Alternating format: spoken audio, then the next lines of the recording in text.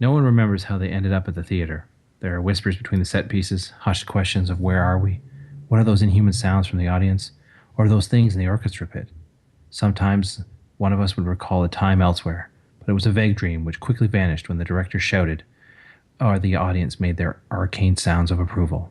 There is little time to reflect. The Duchess needs help with her wardrobe change. The chandelier needs to be hoisted. The show must go on. There is no time to play.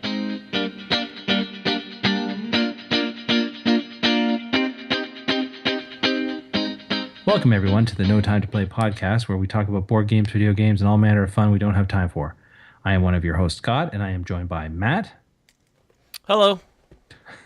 Tony, Hi there. and the Len. Yellow. I have been advised that Shane will momentarily be joining our theater. Momentarily. Good day to you all. Brought to you by the redundant department of redundancy. I said good day, sir. I did say good day. So before we get started with today's topic, Matt, where would our listeners find our wonderful archive of previous content and send us feedback?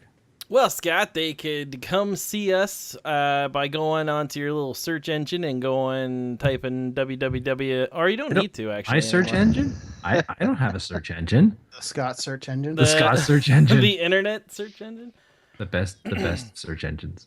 Just ask Scott. All right, no time to play today. NoTimeToPlayToday.com, where you can leave a comment on any of our podcasts. All of our stuff goes up there whenever it's available. Also, you can see us at YouTube at youtube.com/NoTimeToPlayToday, where you can leave a comment there as well. You can email us at notimetoplaytoday@gmail.com, and you can get us on iTunes if you search for us on No Time to Play Today on their little search bar, and you can leave us an iTunes review, which makes it so more people can see us. Please. Excellent. Thank you. Thanks, Matt. You're welcome. All right, so today's topic is the Vanity Fair. As you guys discussed last week, the convention seasons are upon us. E3, Tokyo Game Show, Gamma, Origins have all marked the launch of the 2016 convention schedule. Now is the time for chaotic cult of the new. This is no time for deep thoughts. This is the time of shiny things. And I know you all like shiny things. Mm-hmm. All right, so let us go back to that creepy theater in the intro. We're standing in the wings of the great theater. Where various acts are getting dressed and ready, and we're merely waiting for our cue. There's an eerie, dry ice-filled scene of moody darkness, a hilarious dance number, or a Final Fantasy opera. Woo. So this section I thought would be what games are we excited about that are completed, like they're ready to go, but they haven't arrived in stores yet. Well, that's crazy. Zelda. Zelda. As much as I hate that it was just like the first thing that popped out of my mouth because I'm so disappointed with Nintendo, I've got to say I can't wait for something Zelda. But I wouldn't say it's done yet, though. Is it not done? Don't they have a release date, which means that I would expect that it would be. No, well, the release date is March, but it'll be like it's technically not done now. It's probably done, but they're like, let's hold on to it until we release the NX. And then we release it at the same time. Yeah, that's what I figured Nintendo's doing. But anyway, yeah, that's my answer. and it dwarfs out all other things. It sucks the oxygen out of the room, so to speak. Pretty much, yeah. Oh, okay. Yeah. It did look good. Like in the E3, we talked a little bit about it in the special, but in that thing, it looked really good. Yeah, it looked really good. It was like if Skyward Sword, which I haven't really played too much, but the artwork is like Skyward Sword and Wind Waker kind of merged into one. Mm-hmm. So what's new? What's the hook? What's the gimmick? What's the different? I don't know, and that's why I'm expecting to be disappointed. Is that it's not going to have any different hook? It's going to have the exact same formula. It has hooks. It does. That's the thing. Like it doesn't. It's so much different than or it seems so much different than a typical Zelda. It actually is it's much more open world. Zelda was kind of like an open world. Yeah, it was like the beta of open world games. It taught all the big Really? MMOs how to make a big open world game. Yeah, it was like it. That was quite the school. So they're at the front, and you've got Warcraft there taking notes. Mm-hmm. And then you have the continuing study student Ultima Online. He's like, I know everything you're teaching. I could teach this course. Anytime, Ultima. Anytime. Oh my god, that's so true though. It's so true. I don't know where EverQuest is. If that's the substitute teacher or the principal. EverQuest was my teacher. Now there's a shirt right there. Final Fantasy 11 was my teacher, but yeah, Final Fantasy 11. It was like the drunk teacher that like insisted on teaching you the hard way. Yeah, it's like just figure it out yourself. Just talk to this guy and he'll give you a quest, but we won't tell you how to get to it. You're gonna have to like talk to everybody on the planet to. Most importantly, no alt tabbing to get answers elsewhere. Oh, is that a thing? Yeah, that was the thing. Your game would crash if you ever alt tabbed. It just like boots you right. It's like, nope, this game can't run windowed.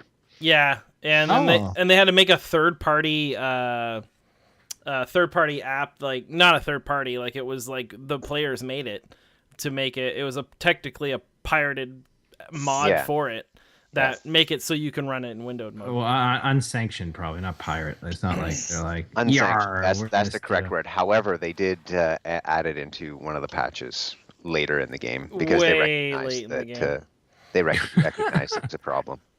Anyway, we've gotten off script. Yeah, we have. I don't even know what to do with these timestamps now. Although I think we can welcome Shane to the podcast now. Are you there, Shane? I can hear you. I don't know if you guys can hear me. We can hear you. Yep. Okay. Sweet. It's funny. My Skype still says connecting, but I can hear everyone. No problem. Yeah, we're having trouble getting Shane in. All right, real quick, Shane. We're at a creepy theater of Cthulhu proportions, and we're waiting in the wings with various shows happening on the stage for the inhuman audience that we cannot see and kind of sort of only can hear. And we're talking about games that we know that we're excited about that we know are completed but just have not arrived at stores yet. Now, virtual or physical stores. Is this video games only or? I have both. I have video games and board games. But Shane, Tony already said he's only going to talk about Steam. So. Well, Zelda's not part of Steam, but I know that confused me. Imagine if it was on Steam. Tony would be like, "It is a beautiful world." I think Nintendo should just give up and do that. No way. What? No way. I think they're still big in Japan. Maybe their 3DSs, but not really their Nintendo consoles have, except for the Wii, because that goddamn thing. But all the other ones. You mean their most successful console that they've ever made? What's that? I said, you mean Wii, the most successful console that they've ever made? I know I don't know. It's like the most successful console ever made. Yeah, I think. Well, let's go with Fluke. I went off. But I think technically the PlayStation 2 was the most successful console. I don't think so. It's hard to say, but although you're getting into something strictly Nintendo, it is certainly their most successful one, and the one that Lenny loves the most. Yeah. But again, we've sidebarred. So do you guys? Okay, so Tony has declared his love for Link or Zelda. I don't know which one. His cautious love, though, because his cautious love. Well, romance is not an easy path. Sometimes I think he won't be disappointed. All right. I look forward to not being disappointed. All right, so we're gonna move to Len. Len, what do you got? Okay. I don't know how close this is to being completed, but I'm certainly looking forward to the expansions for both the board games. I have one which is called Dead of Winter. Longest Night. And the other which is called Betrayal. No, is it Betrayal? Yeah, it is, right?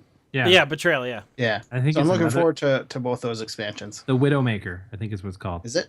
Or Widow Wall? Oh my god! 1 second. No, I'm gonna check the internets. I was checking the Someone internet. talk I while was I'm doing I was very okay. Well, internet check number 1, which was what is the most successful game console. It turns out PS2 is the most successful console. PS2. Then the board game guy was right. Wii was You could fifth. be good at 2 things, man. The Wii is actually the 5th best console, which is crazy. What's in front of it? PlayStation 1 beat it. Yeah, it should be PlayStation 2. PlayStation 2. 1. That's technically true if we don't count handhelds. I was gonna say okay, the we're counting 3DS should be handhelds, up okay. there. No, it's the PlayStation 2, Nintendo DS, Game Boy, the DS. Okay. Game Boy / Game Boy Color, which they put into one, which is kind of like BS. But anyway, Yeah, that's cheating. PlayStation, Wii, then Xbox 360, then PS3, PlayStation Portable, Game Boy Advanced. Nintendo. I feel like PS3 outsold the 360. It still Don't says think it's it did. growing. It started to catch up. Oh later, no, it's but really had a big close. lead. They're at Xbox 360 is at 84 million and PS3 is at 83.8. This is off of Wikipedia though. So Oh, okay. Also, I did a check, and it is Widow's Walk, not Widow's Maker. So I was 50% right. So that's that. There you go. And I assume both those things are done. They're probably just gearing up and they're probably just building them now, right? Yeah. Like in the assembly lines. I think I've seen at Origins. I believe there were physical copies available. Yeah, no, I did. There's like Twitter feeds like showing people beside the stacks of all the Longest Night that were released at Origins. Just for people at home who don't know what Origins is, it's sort of the first big board game convention of the year where it's designers go and they release their new games for people to try out and stuff. And there's like a press there and all that. I thought that's what Gen Con was. Well, no, so the board game I'm opening up a can of worms. I'm sorry. No, not really. It's just similar to video. Okay, so video games, I guess E3 is your largest, right? But with board games, it tends to be split a bit geographically. So there are 2 big ones in North America. Origins and Gen Con are the 2 big ones, and then in Europe there's Essen. They have the one in Essen, which the name I can't remember, other than it happens in Essen in Is Germany. Gen Con bigger than Origin? Yes. Yeah. Okay. Yeah, because that's why I've heard of Gen Con, but I haven't. Yeah, heard I've of also Origin heard of before. Gen Con, so that's. I was Well, thinking. like Gen Con is just like Origins is my impression. Again, I have a lot of videos to go through and I haven't had time. Origins is more a designer's kind of expo. Like, I mean, the public can go and stuff, but it's like GDC then. Yeah, a bit like GDC is where the game developers go and show off their stuff to people. But still, a lot of people go to it. But Gen Con is sort of the one where people plan their vacations around kind of thing for board games and stuff. And it's just bigger. Like, it also appeals to, although Origins has a bit more of it now, is where they try to kind of appeal to more people and have more venue, like more types of games. And like you have like at Gen Con, like there's a whole wing where you just go down the alley and all it is party games. And then there's like tactic games and stuff. And as far as the board game conventions, it's interesting too, because a lot of board gamers just want to get together and play. So providing a venue for a bunch of people to get together and play is really the bar you have to set for having a successful board game convention. It's like, what do you have? We have a pile of tables. We have some vendors for you to get food, and you can play a whole pile of games. And you're like, that sounds like a great board game convention. Like, there's no need for the other stuff. Mm-hmm. But that's actually, yeah. Where is Gen Con? We should go. It's in Ohio. Oh, that's not too far. Yeah. No, it's expensive, and you have to kind of plan. Like, obviously it won't be this year because it's isn't it August or something? Yeah, it's in August. Yeah, so we like next August. 2017. 2017 next August. No Time to Play Today is gonna get that van, the No Time to Play Today van, and we're gonna go down to Gen Con. Okay. There's video game stuff there too, but it's mostly board games. And cosplayers. Remember, they're everywhere. I'm there. Yeah, the cosplayers are everywhere. But this is all a sidebar on the fact that Lenny was looking forward to those 2 games. Is there any video games you're looking forward to, Len? Or are those pretty much the 2 big things you're looking? I'm looking forward to a lot of video games, but I'm pretty sure none of them are close to being finished. Oh, okay. Yeah. Okay. Shane, do you have a completed game that you're just waiting for them to finally put in the store? I believe that there's a new deluxe expansion for Lord of the Rings, I believe it's called Flame of the West. That's a saga expansion that looks like it's going to be a lot of fun. Okay, so this is for the Um, Lord of the Rings cooperative card game. Just to put yes, that out there. yes. Cool. So what makes this saga unique, other than apparently it has flames and West in it? Well, it's got a new version of AON, and it's a tactics version of AON, so it's combat oriented, whereas her first version was spirit and it was willpower or questing focused. So it just looks like it's going to be quite a different. That's interesting. What's her threat? Yeah, I forget at the moment. It's not too bad. I think it's about the same, if maybe one higher. I don't know. It's still pretty low, but she has pretty good stats, so it looks like it's going to be quite a good hero to use. So, so yeah, looking forward to that. As for video games, the games that I was looking forward to that are in near future have come out. I just need to actually, spend the money and buy them. So, Which ones are those? the main one is Grand Kingdom.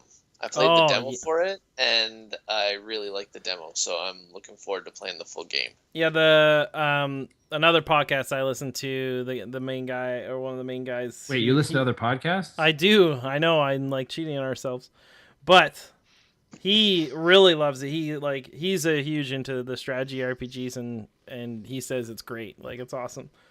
Yes, yeah, the demo was totally up my alley. So, because part of the game, you're moving around basically a board, you've got a board game piece that you're moving around, and then when you get into combat, it's tactical combat. So,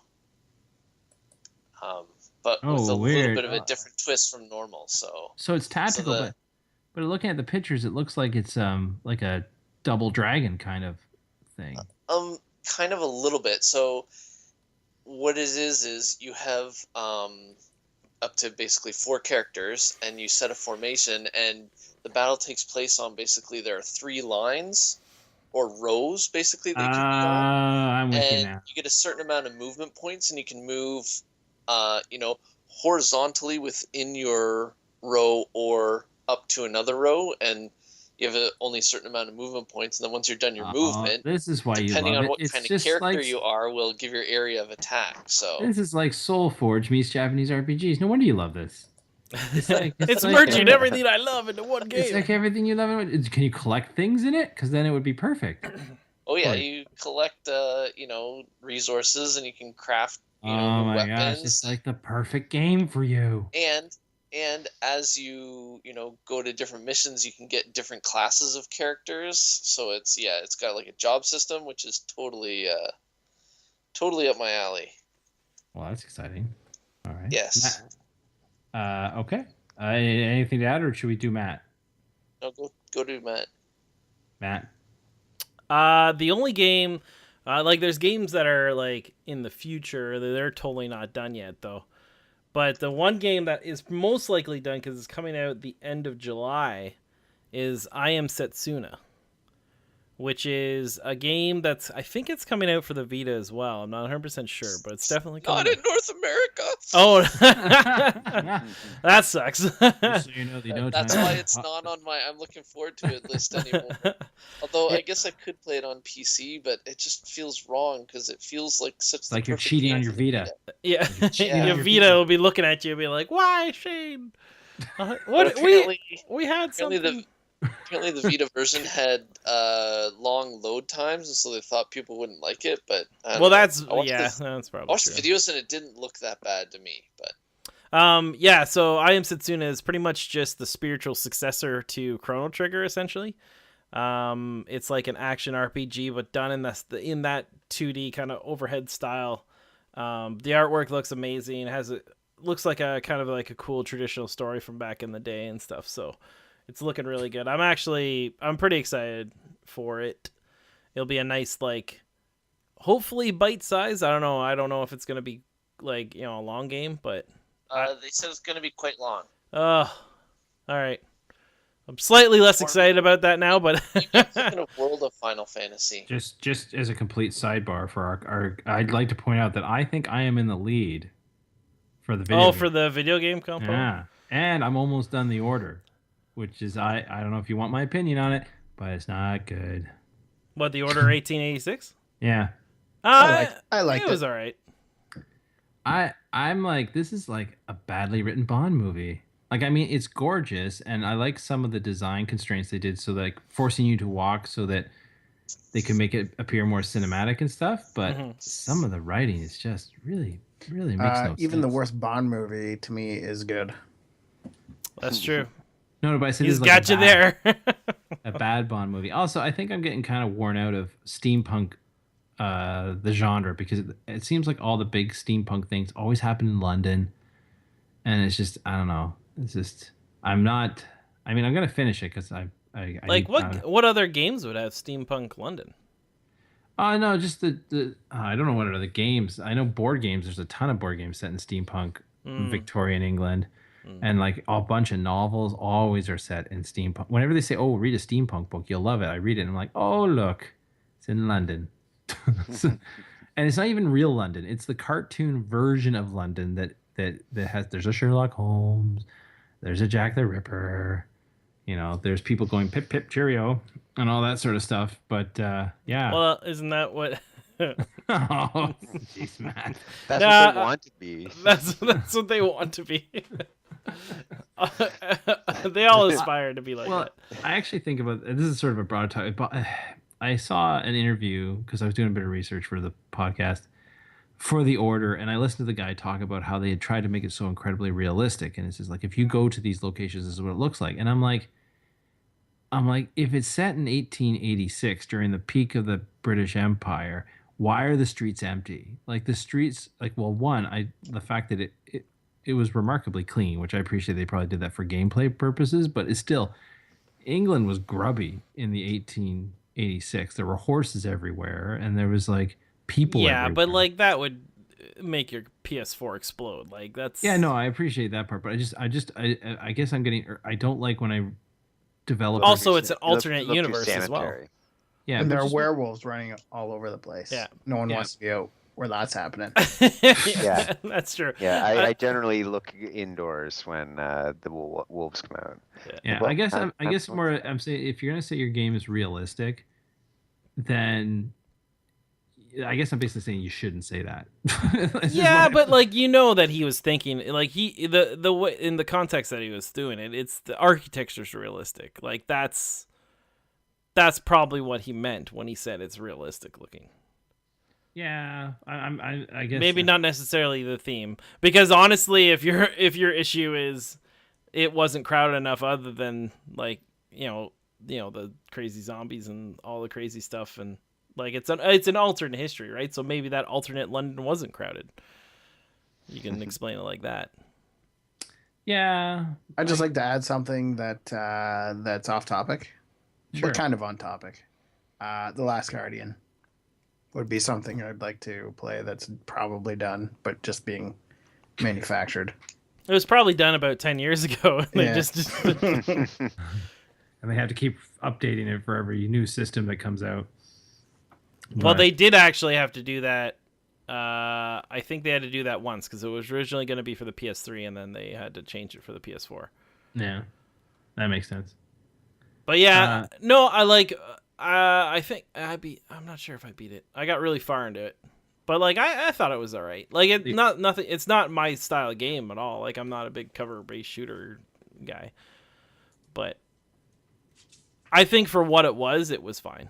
I guess my problem is that they've obviously spent all this money on making it look gorgeous, having all this interface that worked quite intuitively, and it seemed that was all put together well, and the set designs and all that stuff, and it just.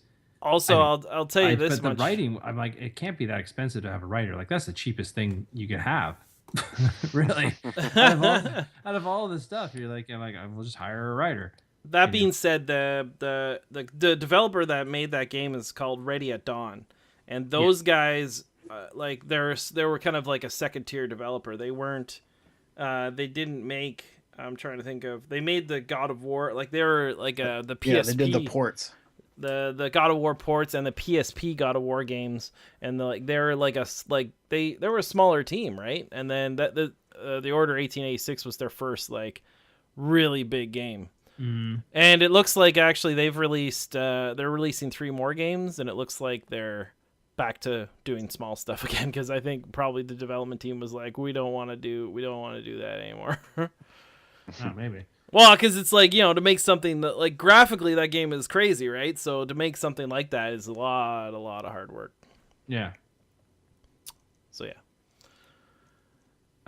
Okay, sorry, I interrupted you, Matt, about what you were looking forward to. No, that I Am Setsuna is and Last Guardian, but Lenny said that one. But yeah, that's about it. I don't have any board games on the horizon, I don't think. All right. Well, I'll say one board game. What about you, Scott? Well, the one that I'm most interested to actually try is, I sent a list. I don't know if people saw the list, but Mystic Vale. It's a game from Alderac. It's what is argued the first card crafting game. So I don't know how familiar everyone is with deck builders, where basically you have like a little shop of cards, and then you can, on your turn, you play your hand, and you can buy cards from the middle, and then make your deck bigger, and allows you to do whatever. So for instance, Dominion, you're playing it to get points, and then eventually when the stacks of point cards disappear, the game ends. The one I personally like is Trains, where you use your deck of cards to build little trains through Japan and build stations before the other guy. So what I love about that one is the cards you buy are very mundane, like traffic signals or express train or maintenance workers and stuff like that. What this game does, which seems interesting to me, is that you basically start off, your deck is always the same size, but all the cards, when you buy a card, you're actually buying a clear sheet that it's card size that has like either something at the top, the middle, or the bottom, and you take that card or take that insert and put it in one of your cards, which are sleeved, and then it makes the card more useful as you get it as it comes back. Like once your discard, it goes into your discard pile, and then when you shuffle your deck again, your card is more powerful. So it's very hard to explain, but it seems really interesting. Just the idea that, instead of like, your deck getting bigger and bigger, just your cards get more powerful and powerful. And the theme of it is kind of interesting too, where you're playing druids trying to restore corrupt lands after the bad guys have been defeated. And so you're trying to like bring bears and eagles and forestry and all that sort of stuff, and flowers. It'd be interesting to see something like that too, because it would be like with normal card games, it's like you just get a mess of decks, right? Like it would be cool to see, because it's like, it would be like almost like an RPG, right? Where it's like you start off with like at level 1, and then you just get more powerful, right? And like that would be like, with the cards you have, with your cards getting more power. So like, is there things on the cards that like unlock? Yeah, so basically you can kind of combo. So like the top, so imagine your deck, you starts off, it's like a blue card with nothing really on it. And then as you buy things and you put them in, then all of a sudden you have like a thing at the bottom, a thing in the middle, and a thing at the top. And depending on, like, you can decide what card it goes in, so you can try to make them combo off each other and allow them to feed off other cards and stuff like that. Oh, okay. And then more powerful cards have like a symbol on it, where when you reveal the cards, like you can decide how many cards you want to put out each turn. Some of them have like a little a red symbol on it because they're dangerous, like bears. And if you get too many of those, then you miss your turn. So that's sort of a check element for these super powerful cards as well, because you don't want to put too many reds, I guess. I haven't played it yet. I've just seen it played, and I know it's ready because it's been showing up at every convention now, and they're pushing it pretty hard. And I'm intrigued by it. I think it'd be interesting. So that was my one. The other one, this is more for Tony, because I think Tony would like it. Is a board game. It's called Scythe. And it is a deep tactical game where you play the commander of a steampunk factory complex in Eastern Europe. Not in London? Not in London. I know. Oh man. Okay. And so it has worker placement, battle mechs, war game, economic engines. It looks really complicated, but it looks amazing. So your little steampunk factory battle mechs move around, and you're trying to like control this Poland or Eastern Europe, and it just looks. Poland, sure. I think it's Poland. They say Europa, but I don't own it yet, so I don't know if it where it is exactly. Well, when I'm dictator, we can name it whatever we want. Tonionia. Mm-hmm. But yeah, so it's like, and I know how much you love Risk, and so when I thought of them, like this is like Risk meets a worker placement game, but with how does the battle mechanics work? Because this will make or break it for Tony. Because is it dice? Well, there's a lot of it can't be dice. I'm looking now. Oh, sure. Risk has like a bazillion dice. No, that's why Tony can't play Risk anymore. Risk has 5. I'm looking now. It comes with. Well, while I'm just so yeah, so it's. I don't know if you want to look at some images of it because it looks really cool. That sounds like website content. Yeah, I'm like, if I've done my job right, you'll see the images right now. Oh, I meant more for 20 in the immediate future, but I'm looking for dice on the pictures of the map. But yeah, so you basically move them around, and of course, it's typical worker placement war game where you're like, hey, no, this is my forest that I need wood out of. And then you're like, no, sir, this is my forest. And then, of course, battle mech fighting ensues. And then the gauntlet gets thrown down. And literally of some sort. Yeah, and then you have like a personal board where you can unlock more technologies that make your battle mechs better and tech tree. Yeah. So is it like it's like a steampunk civilization game essentially in board game form? Yeah, but I think it looks better than the Civilization board game. The third edition, or the one that was based off Civ 3, was quite a hefty one, but the one that's based off of Civ 4 was actually really well done. I haven't played that one. I played the third one, but I didn't play fourth. Yeah, the fourth one it's much more streamlined. It's the games are a lot quicker. It's not like a heavy duty thing like it's not a 10-hour. No, and it's not like hey guys, let's take the weekend and play one game kind of game. Although those are fun too, but all right. Yeah. So sorry, it's set in the time of unrest in the 1920s Europa. The ashes of the First Great War still darken the snow. You are in charge of a capitalist city-state simply known as the Factory, which fuels the war with heavily armored mechs. Has closed its doors, drawing additional attention of nearby countries. So it's a 4X game. So that's explore.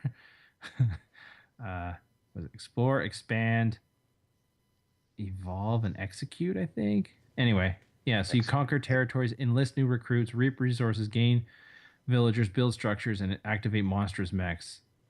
So you have different resources. Kind of sounds like it has something for everyone too, right? Yeah. Because I'm big on I like building stuff, but not necessarily fighting anyone.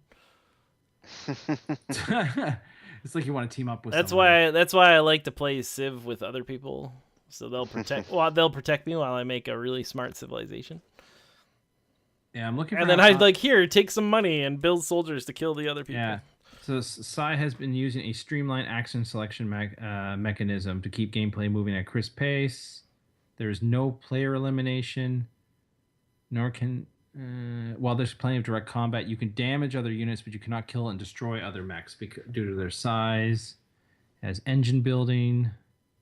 Dang, it's got 2 rule books. It's got achievement sheets, power dials. Oh, maybe use power dials to resolve conflict. Ooh. All right, well there you go. All right, well as long as power dial doesn't have 6 sides. No, they have a picture of it. It looks literally like a power dial. So there you go. All right. Yeah. Well, we can do some research on it and then maybe bring it up on a future podcast or something. Yeah. But yeah, so that's the one I think. Yeah, it's out now. It was a Kickstarter, and now I think it's coming to retail. It's by the same people that do Viticulture, which is a game that I quite enjoy, where you run a winery. Oh yeah, I've heard you talk about. You make fun of it, but it's a really fun game. Well, it's just that's what I love about board games. Like board games aren't constrained by theme. Like if you said to someone you're going to make a video game and it's going to be about running a winery, everyone's going to be like, well, it must be a top-down strategy game. Like I get, but or a mobile game, or a mobile game, or but a with VR game. Or a oh VR my game. god. Actually, that'd be kind of cool. I don't know. I think I would make like some kind of story novel video game out of a winery. Like you move out to Interactive the fiction? Yeah, exactly. that's Yeah, true. you move out to the countryside because you've had some kind of like traumatic accident, and the peace and quiet is valuables, and you buy this old farm that you're gonna build a vineyard. Now, would you buy this? Oh man, and then when you go into the little town and then like something like there's a few people there and stuff like that, and your character gets nervous because it's too much for him to handle. Yeah, exactly. He keeps having flashbacks, and then it's like the guy at the hardware store tells him about some terrible grisly murder that happened in the barnyard there, and I'd buy that. See again. Yeah, I'm like, this isn't a winery game now. I'm already upset that this No, is it's happening at a winery. Well, that doesn't make it a winery game. No, but then like you go back and there's a bunch of like mini games of you making your wine, and then like depending on how you do. Oh yeah, and the more traumatized you get, and something glitters in the corner, and you go and investigate it, and and also if you let's say you had that traumatic event from the hardware store guy, right? You come back and you're all flustered, but you still have to do your winery chores, and then it's harder to do because you're like in a panic. You're in a state of panic. Your willpower's. Yeah. I think we're onto something. I think we can make like a really good winery game. Well, there you go. You can prove me wrong. If anyone can do it, it's Matt. And we'll call it Vineyard Panic. I don't know. I got nothing. No, you'd have to use some It'll be working term about how like turning to darkness or something like that, or like the amber glass or something like that, or. All right, and then my only thing for video games was that I feel you guys shortchanged Dance 2017 in your E3 commentary. You take that back.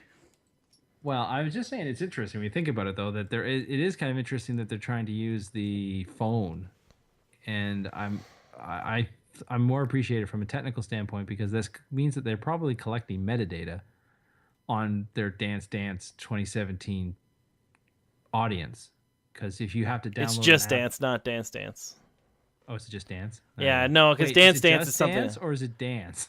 No, it's quote Just Dance 2017 quote end quote. Yeah. But I looked into it. I was like, they have like a little tryout show, so you can be one of the models that do the dance moves and stuff. It seems like they're really doing a lot of customer service for that game.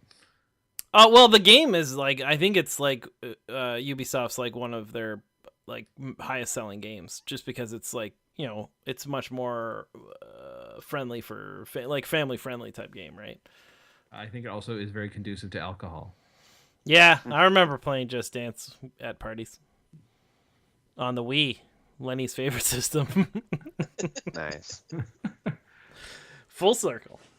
All right, do we want to talk Was that literally the only game you had, Scott? I think. No, I had a couple games, but I didn't know if we want to talk. Yeah, no. Why don't we? We're already running like long, like we always do. So why don't we go to the next topic, so we don't shortchange the next topic like we always do. All right, because I did do some research about Death Stranding as well, which I read a bunch of interviews with Kojima, which was quite fascinating.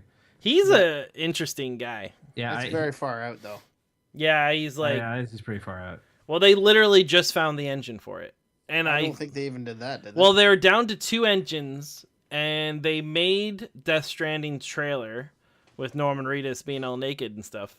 Like, they made that one off of one of them, and I think that's the one they chose. And I can't remember if it was the Unity engine or the other one.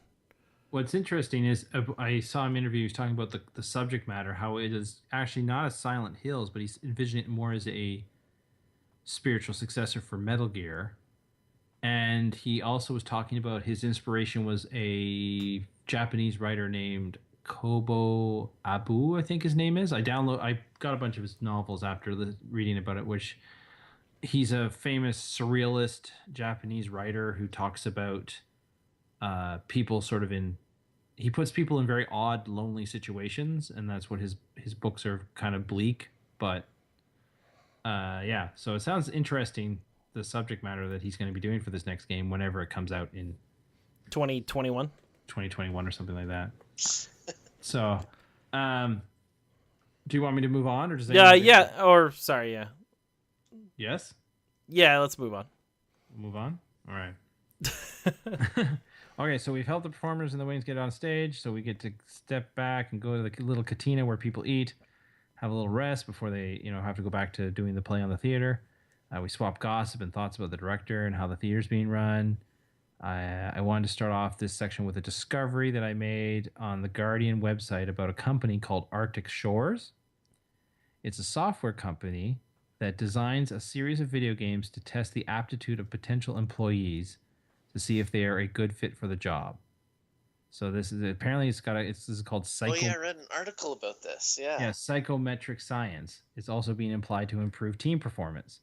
So the question I had is whether you think this would work, and more broadly, what do you think the games you play and how you play games say about you? Do we play something about us in order? Does how we play games say something about us in the real world? Or does it tell us how our brains work? I guess is sort of the question to everybody here. Shane, so you read the article about the Arctic Shores? Well, I didn't read an entire article, but I read a bit about it, and it sounds like they were using it sort of to see how, like, they measured a couple different things. I think one of them was, how does a person go about problem solving? How do they function when they're playing a game sort of under limits, like the kind of limits that they would impose as a sort of test, so under stress. Yeah, apparently a couple of the companies that have used it are very satisfied with the results they've gotten out of it. So it's interesting, but again, I don't know, or I didn't read what the number of applicants they passed through these tests were, what their demographic information was. So, I'm not sure if it, basically they liked it because it let them hire sort of younger generational people who maybe, depending on the company, they're looking for, quote unquote, new blood in the workplace. Yeah, I think you're picking up on something there. Like if there was to be some sort of a computerized simulator, like there's a whole generation, and I may just be generalizing here, but there may be a whole generation of people that are like 45 plus that would just not have the computer literacy to do something like that. So it would be very, very specific niche markets who'd be interested in something like that. But like video game simulators for team building exercises would not work in my line of work. No. Maybe VR. Not even. Like, No, I'm joking. I'm joking. Yeah, but I'm maybe I've been out of like the mega corporate industries, but that I just don't know where something like this would apply. Who's buying this? What's it for? It could be for tech companies, like the tech industry, right? Well, more broadly speaking, it'd be anybody with, like, from what I've read, is anybody that's doing knowledge work, essentially. Like anyone that's using their brain at work. So be you a legal or computer programmer or operations or data analysis or what marketing, I guess, to a limited extent as well. Oh, so, I just took a shot at the marketing. That was unfair. But I mean, like anyone that's using their mind, I guess would be, I would argue that that's probably the end goal of the psychometrics science, other than, of course, allowing you to spend credits to score an agenda would be the only other. Now, hold on. Was this thing kind of like trying to figure out how people's brain works so it would cater to whatever, like a certain person that played a certain way would be good for a certain job? Is that what? Yeah, so they're basically using this to figure out like an aptitude test fit for a company. Yeah, it's sort of a different way of having a different component to a job interview. Yeah. right? So So if- they're trying to judge how they would work sort of within a team, or how they would fit with the team that they have in place. Mm-hmm. Now, or would these be just like specifically made games that would Yeah, they're like? specifically designed to um, assess different. It has okay. It's just assess apparently personality and candidates intuitively react to in-game challenges, leaving behind a digital fingerprint of approximately 3,000 data points.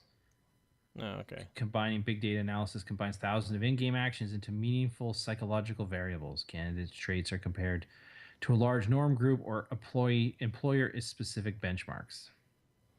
Kind of like that hologram simulator that Wesley Crusher was in, and that. Oh, and it kept changing and adapting to him Yeah. because that's what he wanted or how he was. Yeah. Okay. Okay.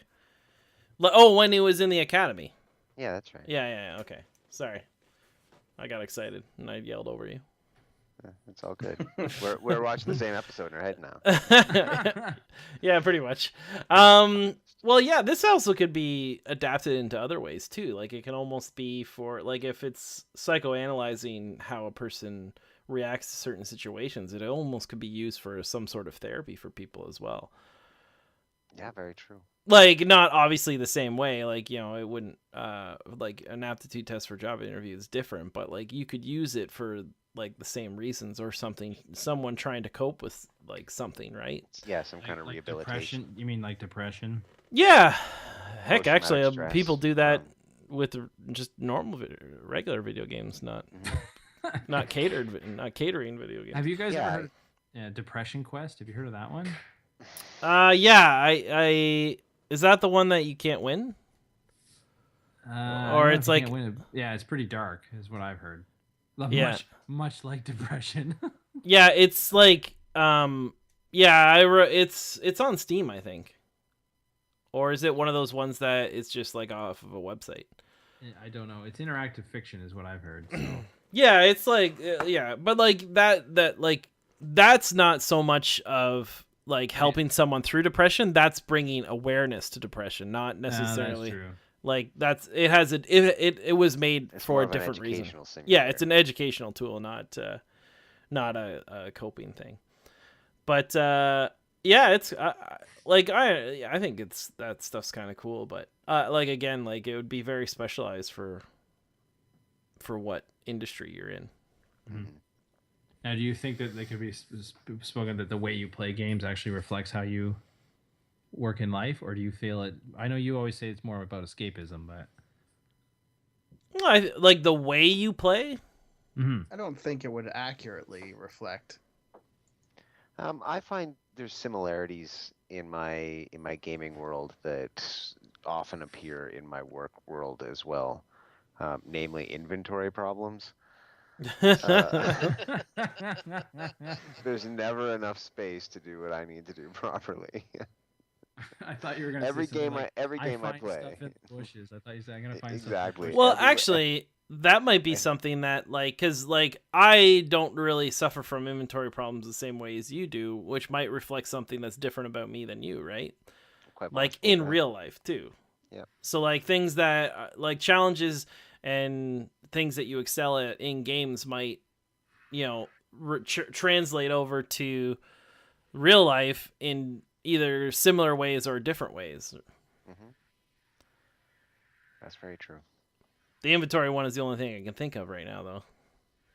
Well, I would argue there's one for you, Matt. How when you in your days of Diablo, when you were with Tam, going around helping people, and the fact that you hacked your own character so that you could help people. Yeah, that was awesome. That makes you Good times. That was the original Diablo. Yeah, or the way you play, like for example, for an MMO, right? There's like the Holy Trinity, right? So whether you play as a damage dealer, or a tank class, or a healer class, that can reflect your personality.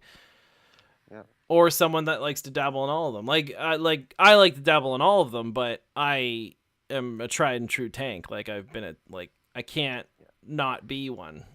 Yeah, and I prefer backline jobs. I don't like to be on the front line. I prefer to be in a support situation. Mm-hmm. Jack of all trades, master of none. The red mage. The red mage.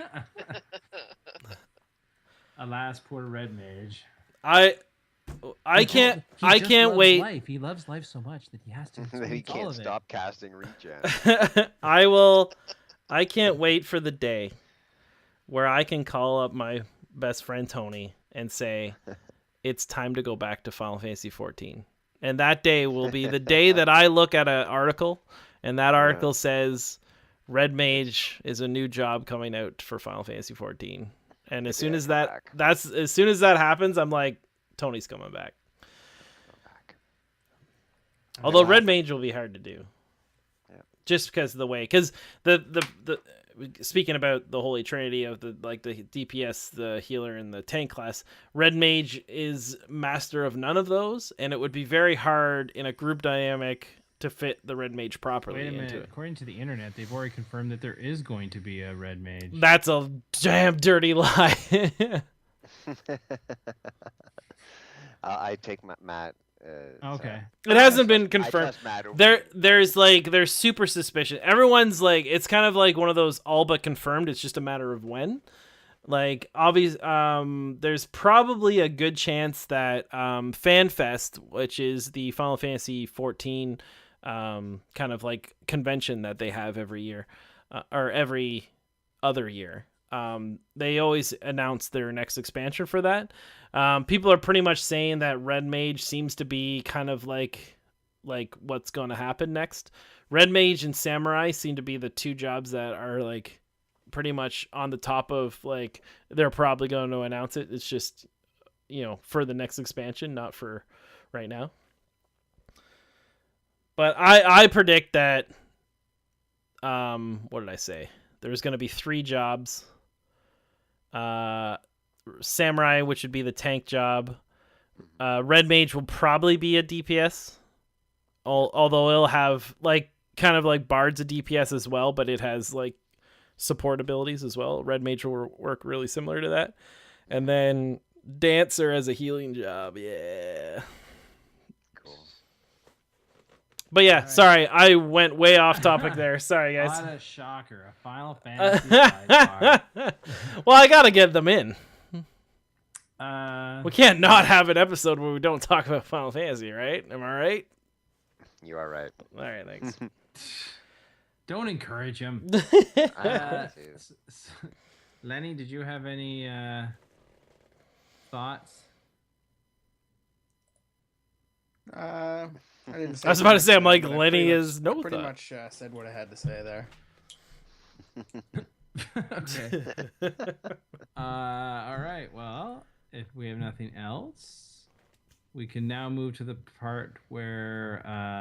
Okay. So wrap this up. So we're back to the wings. We're very close to the edge of the stage, where we can see the black cage of the orchestra just a few centimeters from us. Between the numbers, there's a constant twirl and tweak from the orchestra as they tune their mysterious machines. These are the experiments, the new interesting tunes that stir at the edge of the bright lights of the convention scene. I thought we could wrap up the podcast with going around the table just to get what kind of games people wish for, or dream games that don't exist yet. Not games that are being made, but just ideas of games, right? Like some mechanic that we want to see in a game that isn't or doesn't exist yet. Right? Doesn't exist yet. Dream game. Sorry, I had to step away there for a second. I can go first. I always thought, like, obviously I'm a huge RPG guy. I love RPGs so much. I thought it'd be a really cool idea for an RPG that, and this might even exist. Shane, I'm looking at you. You might actually know if this exists or not. But it'd be cool to have like a fantasy world, just like, like any other RPG. And there's a whole bunch of different races that you play, and you would have kind of like the amount of characters that you would have in like a Final Fantasy VI. So like a decent amount of characters, and they all have their side stories and stuff like that. And I think it'd be cool that each race had like they would all have their racial abilities. Like, there'd be races that are strong, races that are weak, but fast and whatever. But it would be cool if they had terrain, like, due to like weather. So like you would have a race that would excel in their favorite terrain kind of thing. So kind of like how like almost like a D&D ranger, they have a favorite terrain, but then they would also have a terrain that's the opposite of that. For example, like if I had a race of like people like huge like bear creatures that they are from the Arctic. So in the Arctic, and whenever you're in the Arctic or whenever it was cold, then they would have advantages. They would actually like be stronger, or like they would have definite bonuses. However, if the opposite of that is happening, then like if they're in a desert, then they would like be at huge disadvantages. And so whenever you're going out somewhere, you have to kind of like, it would promote your changing up your party all the time. So like if you're in an area that's in a desert, it's like, oh, I shouldn't take this guy to fight with me because he's an Arctic guy, right? Like he's not. And I thought it'd be kind of a cool mechanic. And then there would be like even other ones that were like, they can't stand water. So like even like if any spells were cast on them that were water based, it would affect them not physically but like psychologically.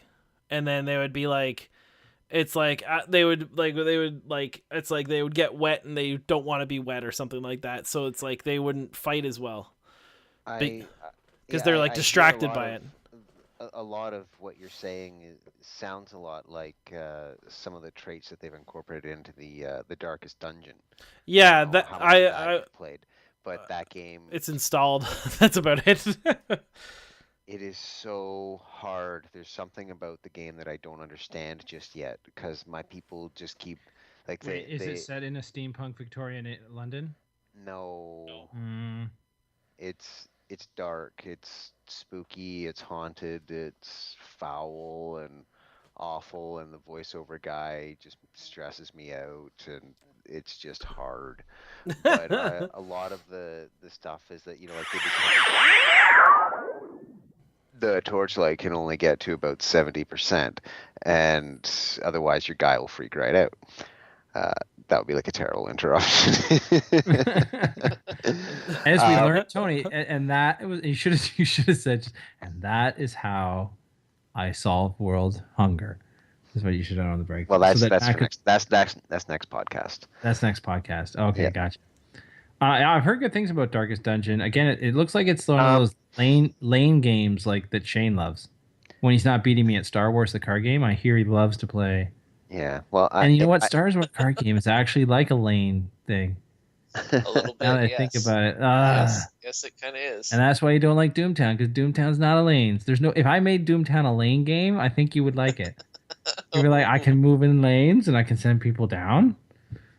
Yeah, it explains everything. Although Darkest Dungeon is more positional, so you're all in a row.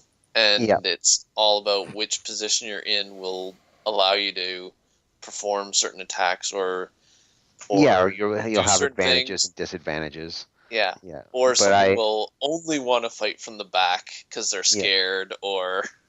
Yeah, if they stand too close, then they get scared and shift to the back. That's very similar to like kind of like the style of what I was thinking of. Only I was thinking more of like a weather-based thing, but not weather-based thing. Yeah. Environment. So essentially, you want a game almost like in Final Fantasy Tactics, the Zodiac story. How like depending on the time of year, if it's your zodiac sign, things go great for you, and then if it's not. But you want that to be. But that's a luck-based thing, like right. But I mean, you want it to be driven on an environment-based thing. Yes. And Darkest Dungeon is based off of in that aspect will be based off of the light level, because there will be some that will be absolutely terrified if the light level gets below 30%. Where there'll be others that are distracted and can't see if the light is at 100%. So not only are you looking at different kinds of combat variables, you also have to be mindful of what your light level is. Otherwise, people will behave differently, and in most cases, poorly. Nobody ever excels. I had a priest excel once, and everybody else just crumbles and buckles. I had they one hated guy that guy. Yeah, he had what a he had show off. He had 4 heart attacks in one adventure. When I got back to town, I fired him. I dismissed him. I can't send you back in the dungeon. You're just gonna have a heart attack the next time anything looks at you. Get out of my party. You are fired. You have a heart attack outside. I'm done with you. Well, now he's writing his memoirs, and Yep. now who's laughing? Now who's laughing? Not him. He's got a weak heart. Oh, okay. Who chuckles? Who's chuckling now? Okay. Well, I can throw one in real quick. I would like to see a story-driven worker placement game where the workers sort of have characters or quirks about them, so that they're not just tokens where you send them to go get wood or send them to go to get whatever, but have them actually have sort of personalities, kind of alluding to what Matt was saying, where they behave a certain way, like they won't go to a certain place if someone's there, or some sort of thing like that. But more of a social, through a social aspect, or from a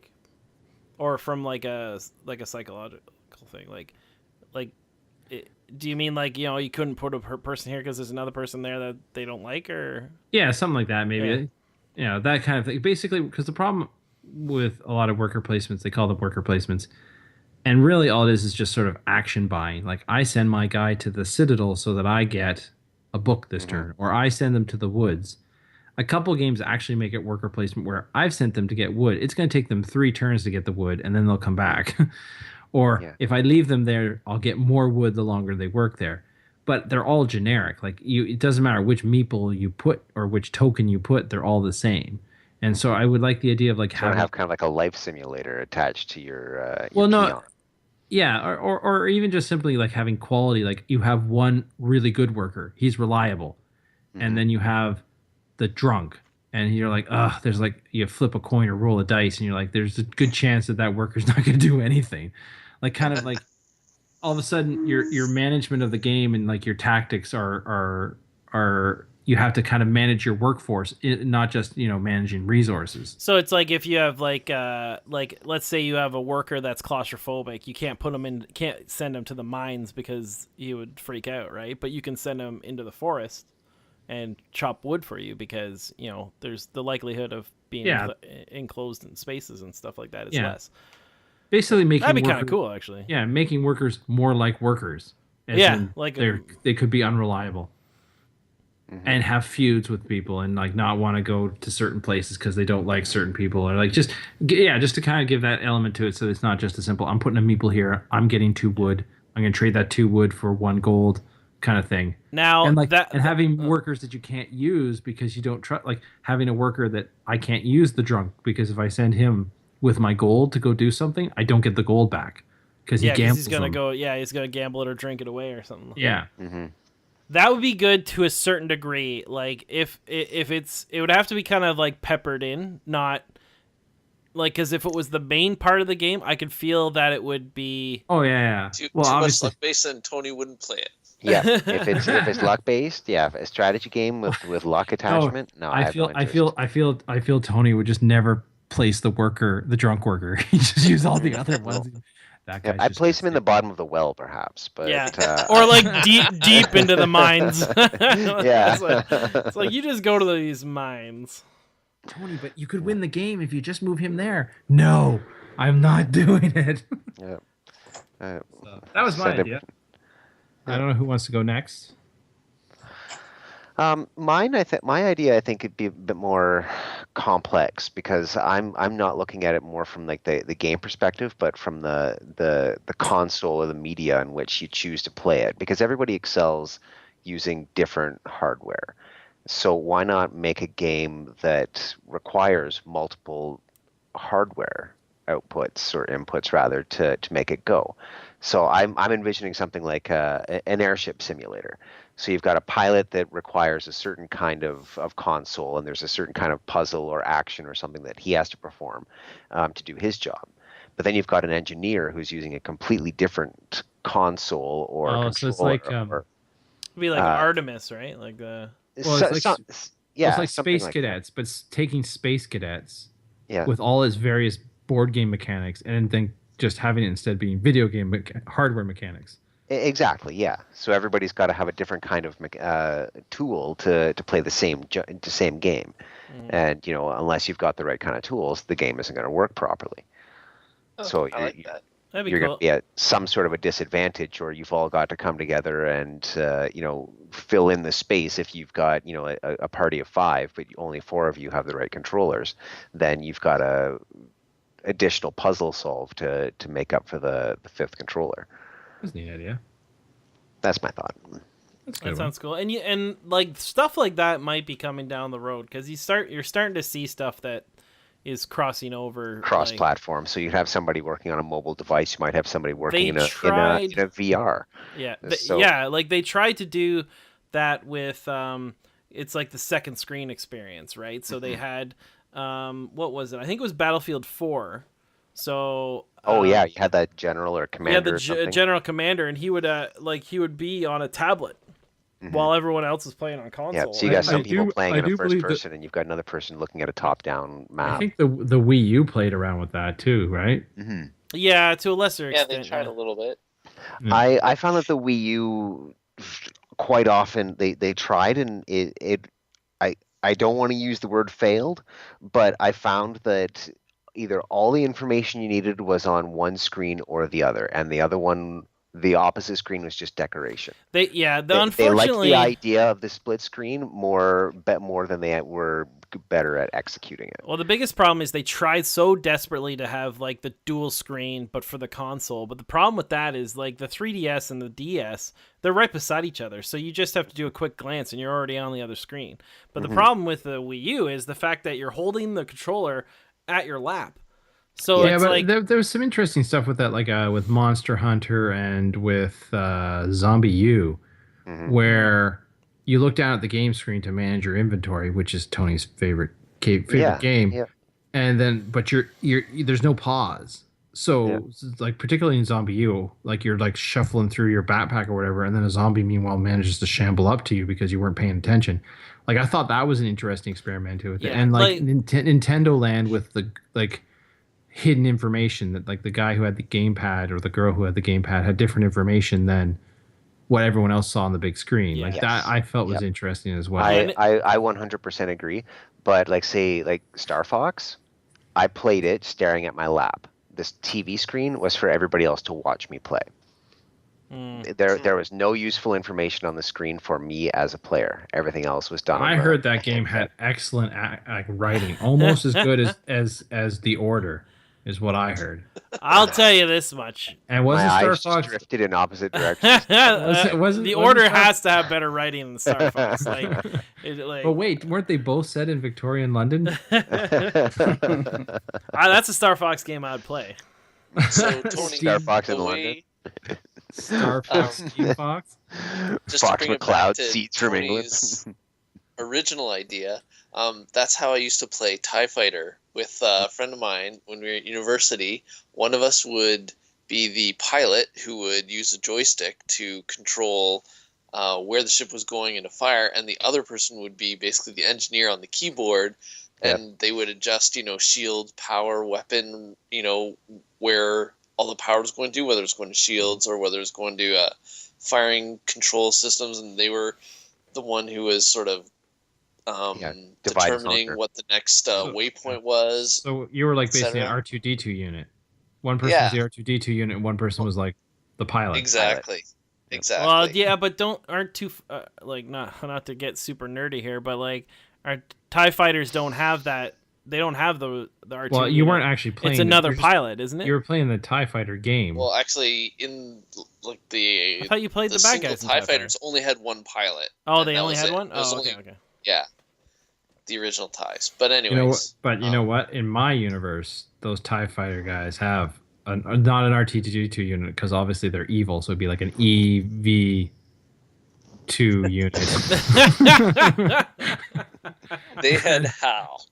Yeah. And then on the machine with them, they fly around, and then that's what happened. And because the evil unit EV2 units were not as robust as the R2D2 units, that's why when you hit them with one shot, the things just exploded. That's why the TIE fighters were inferior. That makes perfect sense. Yeah, almost as much as Victorian England. All right, Lenny, do you got one? I don't know if it's so much a game mechanic, but I want to see more co-op, less competitive, I Yes. guess. Yes. Less versus. Yep. I like co-op versus better than Yeah. versus. So, I- but and I've probably mentioned them before on the podcast, but the two things that I would like to see implemented is like a multiplayer survival horror, much in the vein of Oh, isn't there one out right now? What's that Yeah, one? The I showed you, Lenny. It was the one with the one guy plays the Jason type guy, and the other people play victims. the victims. Did I see that? Yeah, we were watching the Twitch stream of it, and the guy didn't like the game. Oh yeah. I saw Dodger did that one, and Dodger was hilarious. Oh yeah, because it's like She just screamed the whole time. And then she was the murderer, and then she put this very quiet, "Why don't you guys want to play with me?" But again, that's not really co-op, right? Oh, it's the victims it's- are co-oping. Yeah, The victims are co-op, but I'm thinking more of a what's the PS4 game, the survival horror with like the 8 characters. Until Dawn. Okay, so like what I'm thinking of is something like Until Dawn, but we all play Oh, y'all our play own those character, characters. right? That's a great idea. Yeah, That's kind of what I'm thinking, yeah, right? that's a good idea because I then you can have wonder- replayability because you can be like, well, I played Jessica the Heartlet and this happened, and then you played Butch the jock, just to use Yeah, the terrible and- cliche survival horror tropes. And then you could say, well, this time I will play the nerd and you can play the hot but Sassy doesn't best friend. sassy best friend. Yeah. There's the one I was looking for. The girl- Sassy- the girl and next while to him. my or the scene's token going black girl. on, you're also playing a scene, on your console or on your computer, in the same universe, right? Your scene's Right, going on yeah. while my scene's going on, and then You're both every in the now and same then house, we'll just kind in of different rooms. yeah. So it's kind of like almost like a horror survival horror MMO style, but like scaled down, so it's only Scaled just- way down, yeah. I think I'm not 100% sure, but I think we should if you're into that, we should probably keep an eye on State of Decay 2. Yeah. Because even though they only showed a teaser trailer that was like it was all like a cinematic, it had no gameplay and stuff like that. I feel that is going to be like what you're saying. Yeah, I'm also interested. I think on the board game side, I think this Widow's Walk Betrayal. I'm interested what that's going to bring as well. Like the idea of survival horror co-op, because I think that a lot has been learned about board games since the Betrayal came out like long ago. So that might be interesting to check out as well. And when is that coming out? That's coming out in October? October. Yeah, they're doing a Halloween. Oh, yeah, that makes sense. They're gonna get all prepped for Halloween, and some pretty big names are writing scenarios this time, and there's a lot of love for it, which is good. That'd be cool. It's good because I hope because like Avalon Hill is sitting on like a whole bunch of like old cool games, like they have the rights to them, I think, but they just don't do anything with them.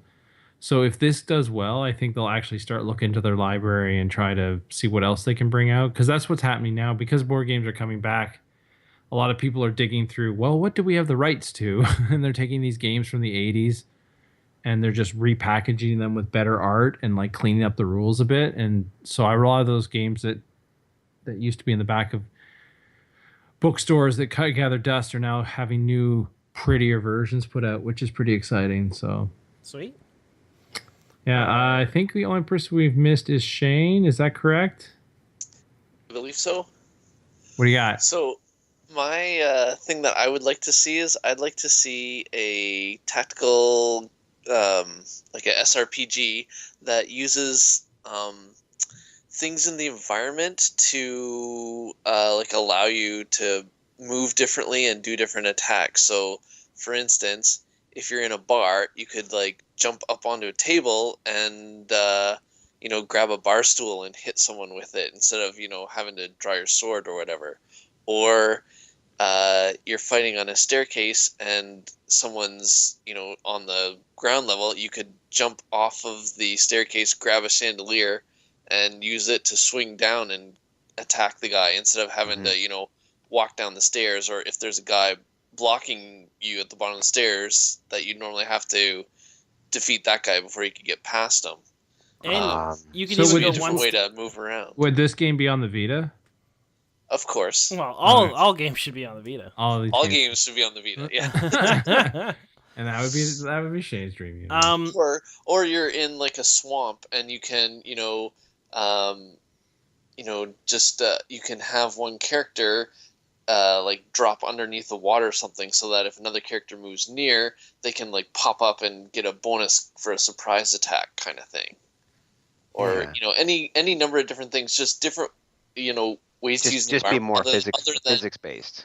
Yeah, a bit more physics based, other than, you have to walk through water so that you can't move as fast, or you just have to move around this obstacle that's on the battlefield. Yeah, I would argue that most tactic games are essentially Qbert as far as terrain is concerned. Yeah, very just much so. yeah. Just a grid based style. Just a grid base, Yeah, and you kind of but move on there's- up to I'm wherever. scanning through Steam right now because I know that there was one that popped up on here that was, I want to say Rift.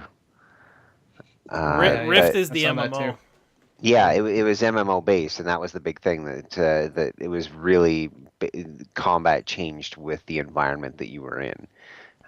So if okay. it was if you were in a building, you could destroy the building to bring down the stuff you needed to take out this bad guy or whatever. I haven't played the game myself, but I've seen some pretty crazy shots come out of something like that. But of course, I don't think that's for the Vita, so there's the limitation to that. But I feel also, point is Shane, that people are trying, but yeah, that is Yeah. a really hard thing to calculate, especially if you're trying to make something that's multiplayer or MMO or something like that. So I feel that yeah. our ideas would be really good together, Shane. Like I think so. Yes. with the different, and like even if you had different races in the strategy too, they could have different abilities. So if you had an extremely agile race, they would be more likely to do like jumping exactly. on They would chandeliers they would have a higher They- chance to or they land can their do it attack from- after jumping off the railway and or they grab could the do it from a chandelier. farther distance, Yeah. So like a Just regular squares away human instead couldn't of- do it. But like- everything looks the same from a distance. What? And that is my obscure musical reference for the episode. Oh, okay. Well, on that note, maybe we should just end the episode. All right. Well, thanks everybody. I will. Anything else we want to say before we go into the doobly doop and the because? no, you're doing a great job with that. Okay. All right. Yeah, thanks everybody. This was fun. All right. Good times, good Are you about times. to do the? I was about to, but they're just. But before congratulating that, themselves. why don't we just No. have everyone, like, if you want to hear more of this wonderful content we're making, you could go to notimetoplaytoday.com. You could leave a comment on any of our stuff. We actually also, we've had some, not just, like, we've been pretty much just doing our podcast, but we actually have audio essay about Sushi Go is up now that Scott did while we were on the buzz of E3. Scott did a nice little audio essay from us. It's it's just a 5-minute audio podcast about Sushi Go. Also, we are planning to do other content, which I think we'll talk about on next episode. Once we kind of we have a few ideas about some other shows and stuff like that, so we'll talk about that next time. Feel free to send in suggestions, Yeah, if you listener. yeah, listener, like not plural, but and We love you, whoever you are. Also, you can see us at YouTube / No Time to Play Today. All our videos go up there, and or all our podcasts go up there in video form. And we also have our audio podcast at iTunes. We're at No Time to Play Today. And okay, yeah, leave it to you, Scott. All right. The director is hard to talk to. With the constant demands of coordinating the whirlwind of a show, he's not the first director in this place, and his eyes betray a truth of what happens to those who came before him. When you corner him and ask him, why does he keep up with all this nonsense? He looks into the darkness beyond the lanterns of the backstage and sighs and then gives you a smile. I can't end this dance. I cannot join the dark audience. I love the light too much. Come. Evan needs help with the pirate ship. There is no time to play.